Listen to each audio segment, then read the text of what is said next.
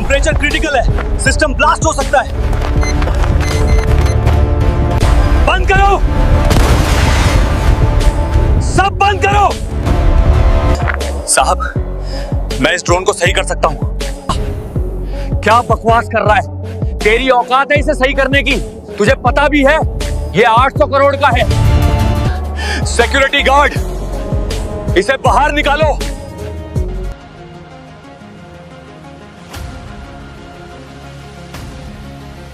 दोपहर के 2 बज रहे थे।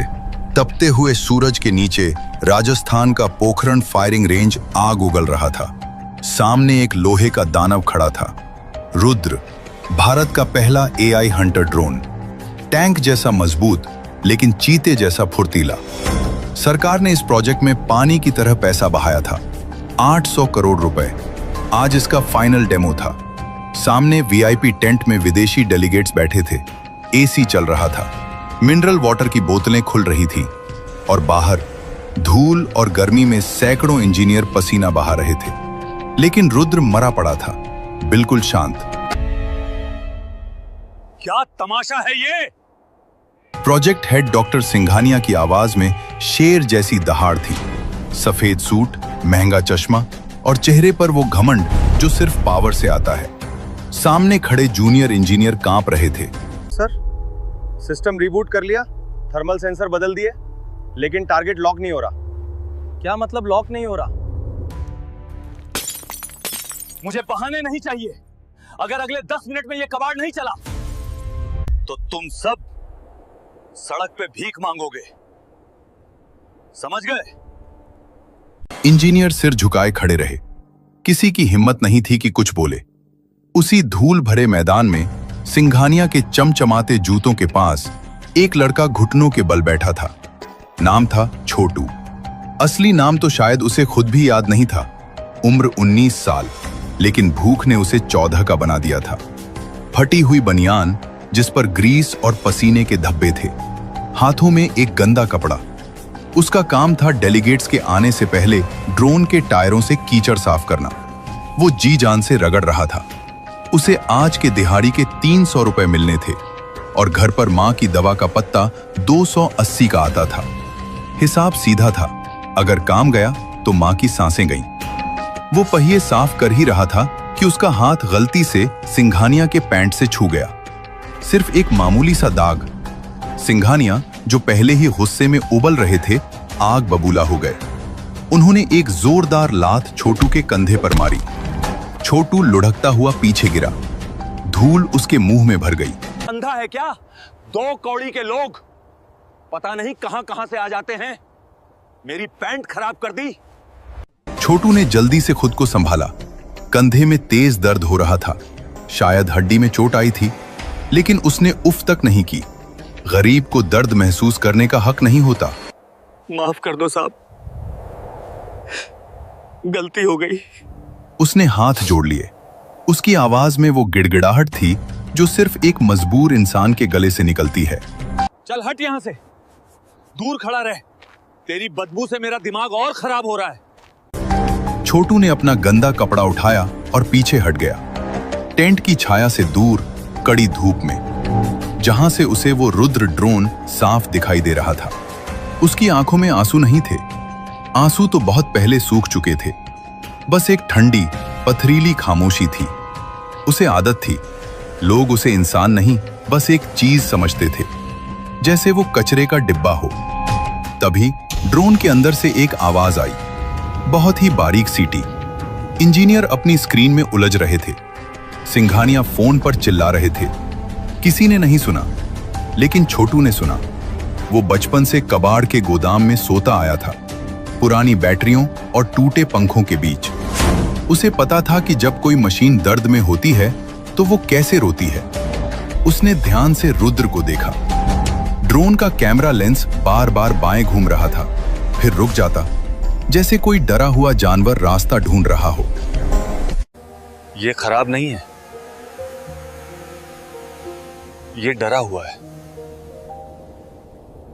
उसके मन में आया कि बोल दे, बता दे कि सेंसर ठीक है, लेकिन मशीन कंफ्यूज है। फिर उसे अपने कंधे का दर्द याद आया, सिंघानिया का जूता याद आया। तेरी औकात क्या है छोटू? उसने खुद से पूछा। तू बस कीचड़ साफ करने वाला है, कीचड़ में ही रह। लेकिन तभी ड्रोन का एक हाइड्रोलिक पाइप जोर से फड़फड़ाया, जैसे मदद मांग रहा हो। छोटू से रहा नहीं गया। मशीन का दर्द उसे अपनी मां की खांसी जैसा लगा। बेबस उसने इधर उधर देखा, कोई उसे नहीं देख रहा था। वो धीरे धीरे चोरों की तरह ड्रोन के पीछे वाले हिस्से की तरफ बढ़ा। छोटू रेंगते हुए ड्रोन के विशाल टायरों के बीच घुस गया। वहां छाया थी, लेकिन इंजन की गर्मी से हवा उबल रही थी। ऊपर डॉक्टर सिंघानिया की आवाज अब भी गूंज रही थी। सॉफ्टवेयर रीसेट करो, अभी के अभी। छोटू ने अपनी सांस रोकी। अगर किसी ने उसे यहां देख लिया तो लात नहीं, पुलिस के डंडे पड़ेंगे। उसका दिल पसलियों से बाहर आने को हो रहा था, लेकिन फिर से वही आवाज, अब और गहरी और साफ थी। उसने अपने मैले, ग्रीस लगे हाथ धीरे से ड्रोन के हाइड्रोलिक पाइप पर रखे। लोहा आग की तरह तप रहा था। उसकी उंगलियां जलने लगी, लेकिन उसने हाथ नहीं हटाया। मशीन कांप रही थी, बिल्कुल वैसे ही जैसे सिंघानिया की डांट सुनकर छोटू कांपता था, डर से। सैकड़ों इंजीनियर लैपटॉप में ग्राफ देख रहे थे, वे डेटा पढ़ रहे थे। छोटू धड़कन सुन रहा था। इसकी सांस अटक रही है।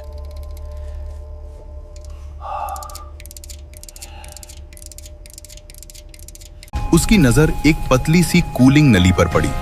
वो थोड़ी मुड़ी हुई थी, शायद ट्रांसपोर्ट करते वक्त दब गई होगी। बहुत मामूली सा डेंट था, सुई की नोक जितना।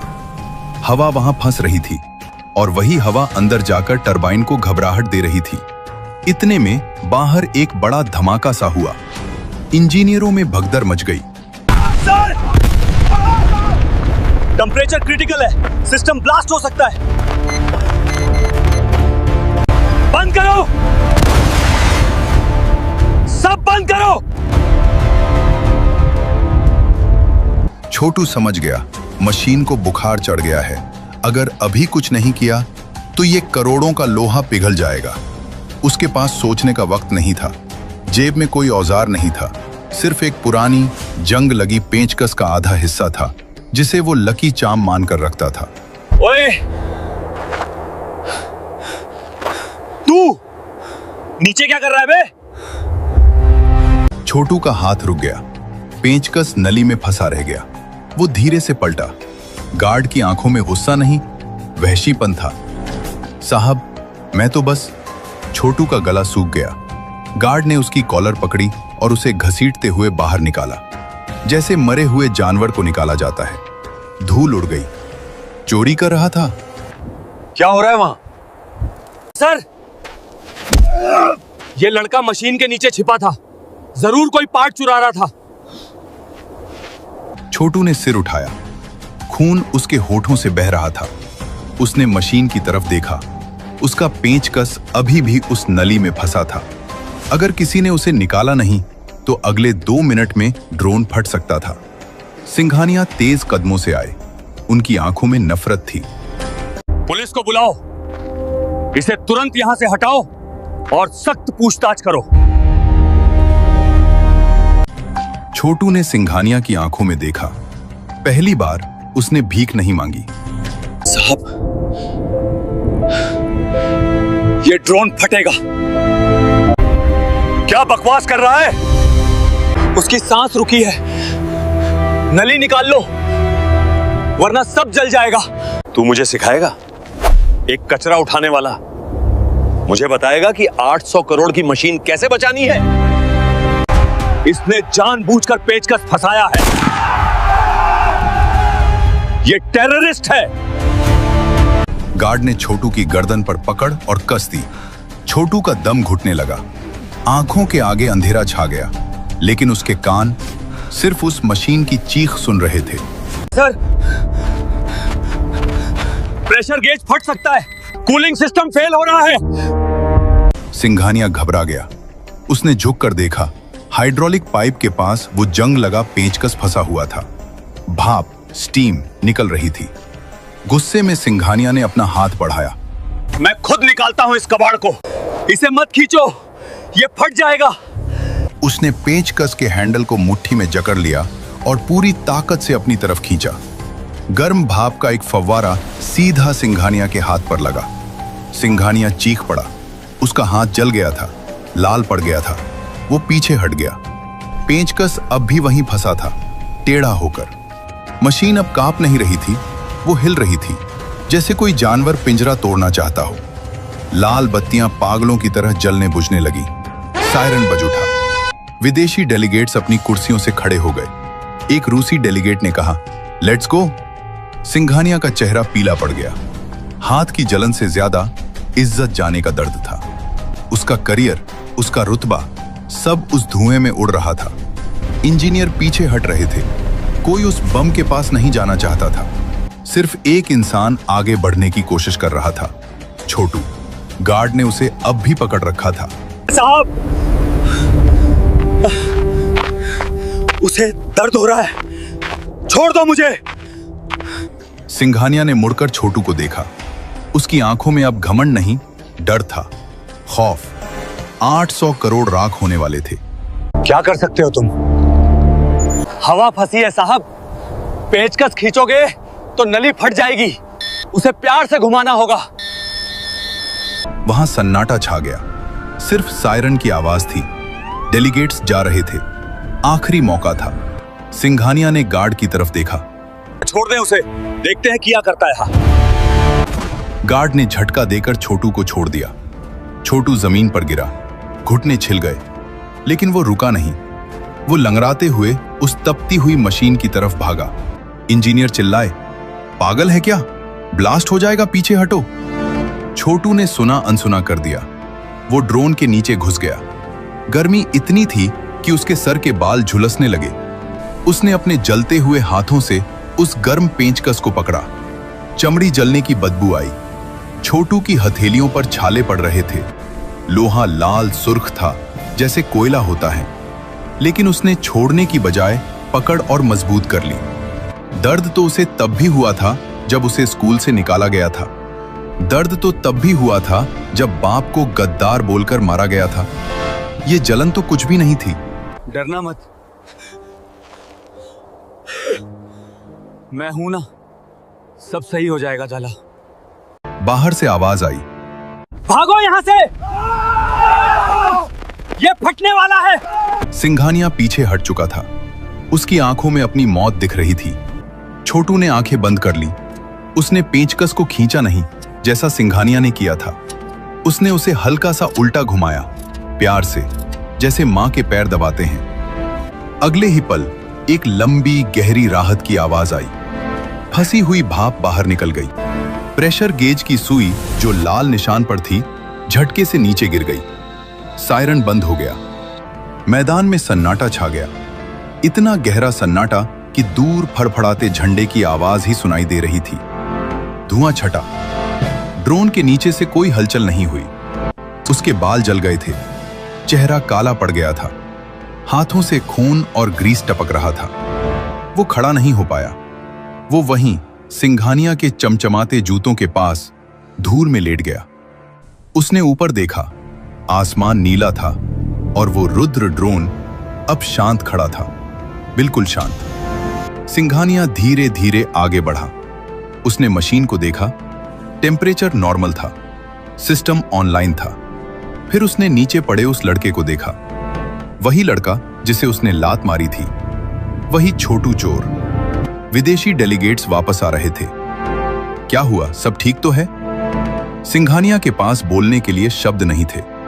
उसने देखा कि छोटू की मुट्ठी में अभी भी वो जंग लगा पेंचकस था। उसने उसे ऐसे पकड़ रखा था जैसे कोई हीरा हो। छोटू ने अपनी सूजी हुई आंखें खोली। उसने सिंघानिया को देखा। कोई उम्मीद नहीं थी, कोई गर्व नहीं था। साहब, नली सीधी कर दी, अब सही हो गया है। और एक मैला कुचैला 10 का नोट निकालने की कोशिश की। पेचकस मेरा है साहब, चोरी नहीं किया। यह सुनकर सिंघानिया के अंदर कुछ टूट सा गया था। शायद वो पत्थर दिल जिसे वो दिल समझता था। एक इंजीनियर ने भागकर पानी की बोतल छोटू के मुंह से लगाई। छोटू ने पानी पिया और फिर बेहोश हो गया। अब रुद्र के पंखे घूमे। इस बार कोई आवाज नहीं, कोई खरखराहट नहीं, सिर्फ हवा को चीरने का एक साफ और शाही शोर जो एक ड्रोन को उड़ाने के लिए होता है। छोटू ने धूल में पड़े पड़े अपनी सूजी हुई आंखें खोली। उसे धुंधला दिख रहा था, लेकिन कानों ने सुन लिया था। सांस आ गई, वो बुदबुदाया। फिर ड्रोन जमीन से उठा, 10 फीट गया, 50 फीट, 100 फीट। ड्रोन अब एक बाज की तरह बिल्कुल स्थिर उड़ रहा था। विदेशी डेलीगेट्स की तालियों की गड़गड़ाहट से टेंट गूंज उठा। ब्रिलियंट, वाह क्या बात है, छोटू ने कमाल ही कर दिया। सिंघानिया खड़ा था, उसका सूट अब भी साफ था, चेहरे पर अब भी वही घमंड लौट आया था जो 10 मिनट पहले था मौत के मुंह से बच आया। टारगेट लॉक्ड, कंप्यूटर बोला। धूम, रुद्र ने सटीक निशाना लगाया। सफलता, 800 करोड़ बच गए, देश की नाक बच गई। सिंघानिया ने राहत की सांस ली। वो पलटा, उसकी नजर जमीन पर पड़े छोटू पर गई। एक डॉक्टर उसके जले हुए हाथों पर पट्टी बांध रहा था। सिंघानिया धीरे धीरे उसके पास आया। उसने अपनी जेब से कुछ मोटे नोटों की गड्डी निकाली, शायद 5 से 10 हजार रुपए होंगे। उसने छोटू के ऊपर फेंक दिए जैसे किसी भिखारी को भीख दी जाती है और कहा, इन पैसों से इलाज करवा लेना गरीब इंसान, और कल से काम पे मत आना। यहाँ प्रोफेशनल लोग चाहिए, ड्रामेबाज नहीं। छोटू ने उन नोटों को देखा, गुलाबी करारे नोट। उसकी बीमार मां की दवा, राशन, सब आ सकता था। छोटू ने कांपते हाथों से नोट उठाए और वापस सिंघानिया के जूतों पर रख दिए। सिंघानिया चौंक गया। पागल है, ये तेरी साल भर की कमाई है। अब छोटू लड़खड़ाते हुए खड़ा हुआ। दर्द से उसका जिस्म कांप रहा था, लेकिन रीढ़ की हड्डी सीधी थी। उसने झुककर अपना पेंचकस उठाया। उसे अपनी मैली बनियान से पूछा, साहब, मशीन को ठीक करने के लिए डिग्री चाहिए होगी, लेकिन उसे सुनने के लिए दिल चाहिए। वह मुड़ा, लंगड़ाते हुए गेट की तरफ चल दिया। पीछे से एक विदेशी डेलीगेट ने सिंघानिया से पूछा, वो लड़का कौन था? क्या वो इंजीनियर है? सिंघानिया ने जाते हुए छोटू को देखा, फिर जमीन पर पड़े उन नोटों को। उसने मुस्कुराकर डेलीगेट से झूठ बोला, नहीं, ये कोई इंजीनियर नहीं है, बस एक मजदूर है, वो गंदगी साफ करता है। छोटू ने यह सुना, वह रुका नहीं। उसे पता था, हीरा चाहे कितना भी चमक ले, अगर जौहरी अंधा हो तो वह पत्थर ही रहता है। रुद्र आसमान में उड़ रहा था, आजाद, और उसे उड़ाने वाला अपनी फटी चप्पलों को घिसता हुआ भीड़ में गायब हो गया, हमेशा के लिए। दोस्तों, इस कहानी के अंत में सिंघानिया ने दुनिया से झूठ बोला कि वह लड़का कोई नहीं था। मेरा सवाल आपसे यह है, अगर उस दिन छोटू ने सूट बूट पहना होता और इंग्लिश बोली होती, तो क्या सिंघानिया उसे सर कहकर बुलाता? क्या हमारी काबिलियत हमारी डिग्री में होती है या हमारे कपड़ों में? नीचे कमेंट करके अपना जवाब जरूर बताएं। और अगर आपके साथ कभी ऐसा हुआ है तो अपनी कहानी शेयर करें। मिलता हूं ऐसी ही रोमांचक कहानी के साथ। Good bye.